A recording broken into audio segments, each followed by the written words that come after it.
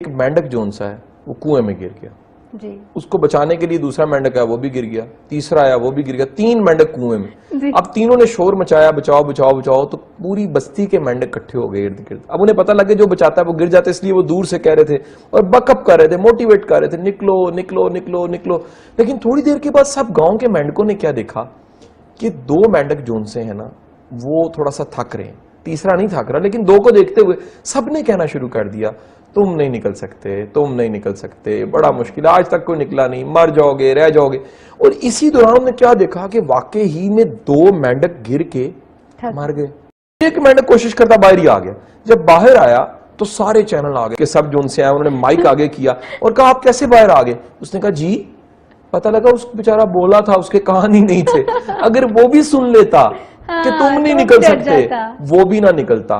یہ یقین تھا اس کو میں نے نکل جانا ہے. پرابلم یہ ہوتی ہے ہم ساری دنیا کی باتیں سن کے اپنی دنیا محدود کر لیتے ہیں.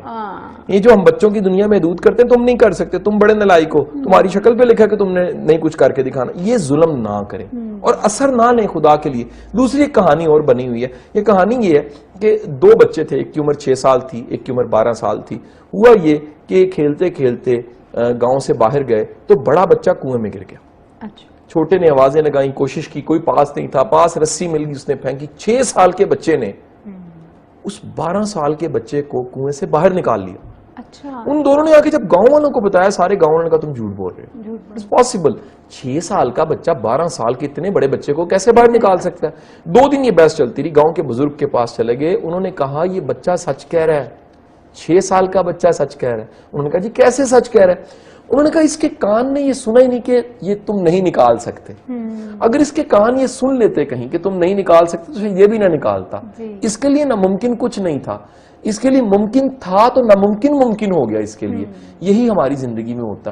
جب آپ منفی باتوں کو سنتے ہیں, منفی رویوں کو دیکھتے ہیں, تو آپ کا دیکھنا کا زاویہ اتنا محدود ہو جاتا ہے, اتنا تنگ ہو جاتا ہے, آپ کچھ کر نہیں سکتے کہ میری محنت نے ضائع نہیں جانا, میں نے آغاز کیا تو یہ آغاز کسی انجام تک پہنچے گا. یہ یقین در اصل آپ کو کسی مقام تک پہنچاتا ہے. جب آپ کو ڈاؤٹ ہوتا ہے, جب آپ کو اپنی ذات پہ ڈاؤٹ ہوتا ہے, جب آپ کو اپنے پہ شک ہوتا ہے, جب آپ کو لگتا ہے کہ میں نہیں کر سکتا, یہ اپنا شک آپ کو خراب کرتا ہے. اپنے آپ پہ یقین, اپنی صلاحیت پہ یقین, اللہ کے بنائے قوانین, اللہ کا محنت کا قانون ہے. محنت کرو گے صلہ ملے گا, ٹھیک سمت میں کرو گے جلدی ملے گا, غلط میں کرو گے ٹائم لگ جائے گا, دیر سے ملے گا. لرن کرو گے, غلطیاں کر کے آگے بڑھو گے, سیکھ جاؤ گے تو جلدی پہنچ جاؤ گے, مان جاؤ گے غلطی کو تو جلدی پہنچ جاؤ گے, نہیں مانو گے تو لگے رہو گے.